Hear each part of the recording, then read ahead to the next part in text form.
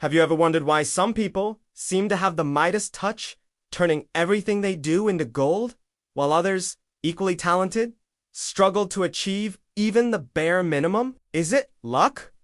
Is it privilege? Or is there a secret, a formula that successful people know and the rest of us ignore? In 1908, a young journalist named Napoleon Hill had an encounter that would change his life and the lives of millions of people. He was tasked with interviewing Andrew Carnegie, one of the richest men in the world at the time. The interview, which was supposed to last only a few hours, went on for 3 days. In the end, Carnegie made Hill a bold proposal to devote the next 20 years of his life, without pay, to studying America's most successful men in order to discover and codify the philosophy of success. Hill accepted the challenge. He spent 2 decades interviewing more than 500 of the biggest names in industry, finance, and politics, including Henry Ford, Thomas Edison, Theodore Roosevelt, and Alexander Graham Bell. The result of this tireless search was one of the most influential books of all time on personal development.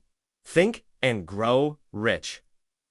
This book is not about getting rich quick. It is about something much more profound. It is a manual for the power of the mind. Hill discovered that success was not a matter of chance. There were standards, principles, and habits that all these industry giants had in common. And the basis for everything, the starting point for every great achievement, was a single, powerful idea: desire. But not just any wish, such as, I would like more money. Hill speaks of a burning desire, an obsession that dominates all his thoughts. It's the difference between wanting something and needing something urgently.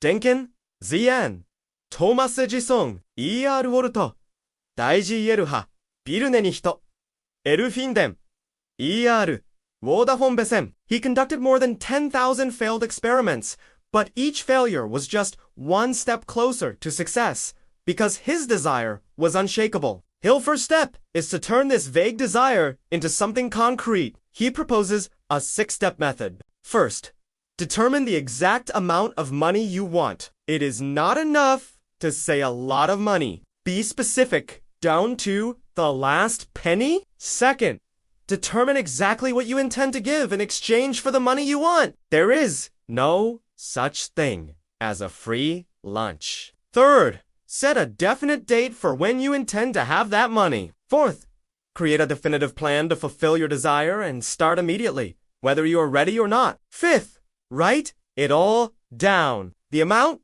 the deadline, what you will give in return, and the plan. Sixth, and perhaps most importantly, read your statement aloud twice a day. In the morning when you wake up and at night before you go to sleep. And as you read, see, feel, and believe that you already have the money, this may seem simplistic, almost like magic. But what Hill is describing is the process of programming your subconscious mind. He calls it faith, not in a religious sense, but an absolute faith in your own ability to achieve your goal. When you repeat your goal with emotion and conviction, you begin to reprogram your beliefs. Your subconscious mind, which does not distinguish between reality and vivid imagination, begins to work in your favor, seeking opportunities and solutions that your conscious mind would never see. This brings us to the second principle, faith. Hill argues that faith is the eternal elixir that gives life and power to thought. It is the chemistry of the mind. Thoughts mixed with faith are sent directly to the subconscious, which then translates them into their physical equivalent. How does this faith develop? Through autosuggestion, the 6th step we just mentioned. It is a reinforcing cycle. Desire leads to self-suggestion, which builds faith, which in turn strengthens desire. But having desire and faith is not enough if you lack specialized knowledge. Hill distinguishes between general knowledge and specialized knowledge. General knowledge, however extensive, is not very useful for accumulating wealth. Knowledge only becomes power when it is organized and intelligently directed through practical action plans towards a defined goal. You don't need to have all the knowledge in your own head. The most successful men, such as Henry Ford, knew the importance of surrounding themselves with people who knew what they did not know. This brings us to the concept of the mastermind. Hill defines it as the coordination of knowledge and effort in a spirit of harmony between two or more persons for the attainment of some definite purpose. When two minds unite in harmony, a third invisible and intangible force is created, similar to a third mind. Think about the greatest businesses and innovations in history. They are rarely the work of a single person. Steve Jobs had Steve Wozniak. Bill Gates had Paul Allen. The synergy created by a mastermind alliance can move mountains. With desire, faith, knowledge, and a mastermind, you are ready for the next step: organized planning. No goal is achieved without a plan. Hill emphasizes that his plan must be practical and feasible. And here comes a hard truth. Your first plan will probably fail. And the second, and maybe many others. This is where most people give up. But failure, for Hill, is not really failure.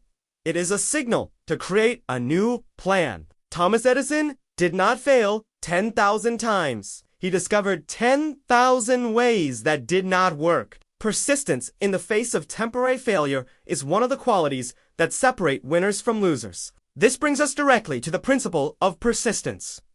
Persistence is simply willpower. It is the ability to keep going, no matter how many obstacles stand in your way. It is fueled by the intensity of your desire. If your why is strong enough, you will discover the how. Persistence is to the mind what carbon is to steel. It is what transforms a weak desire into an irresistible force. As you move forward, it is crucial to understand the power of the subconscious mind. Hill describes it as a transmitting and receiving station for thought. It works day and night. Everything we plant in it, whether positive or negative, through our thoughts and dominant beliefs, it will nurture and grow. That is why the initial 6 steps are so crucial. They are a way to deliberately plant the seeds of success in your subconscious mind. But just as we can plant seeds of success, we can also be infected by the 6 ghosts of fear that paralyze our ambition. Hill identifies them as fear of poverty, fear of criticism, fear of illness, fear of losing someone's love, fear of old age, and fear of death. These fears are mental states, nothing more. They infiltrate our subconscious and sabotage our best efforts. The fear of criticism, for example, prevents people from sharing their ideas. The fear of poverty prevents them from taking calculated risks. Recognizing and mastering these fears is essential.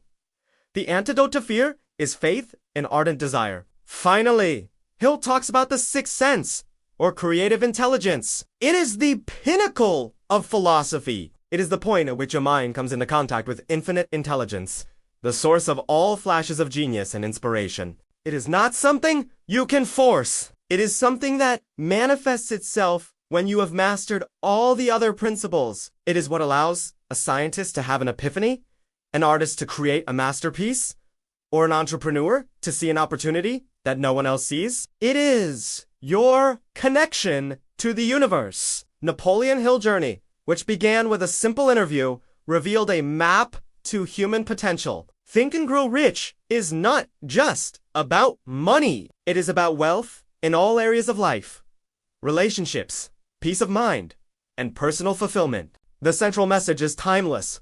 Whatever the human mind can conceive and believe, it can achieve. Your brain is the most powerful tool in the universe.